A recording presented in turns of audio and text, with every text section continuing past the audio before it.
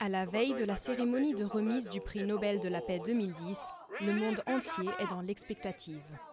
Tous les regards seront tournés vendredi vers la Norvège et le siège vide du lauréat Liu Xiaobo, mais surtout vers la Chine, dont les réactions seront guettées avec appréhension.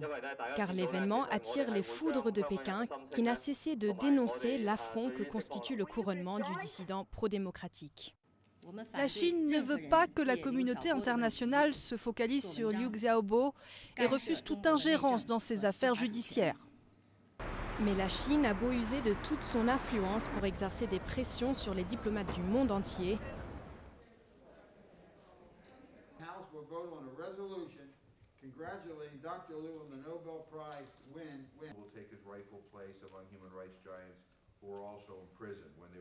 Il va être très difficile pour la Chine de conduire sa diplomatie internationale tout en étant un paria des droits de l'homme à cause de cette situation.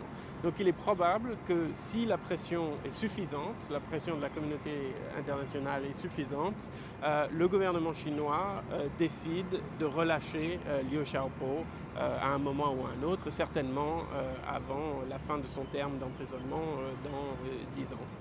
Mais d'autres analystes craignent à court terme un durcissement de la politique chinoise.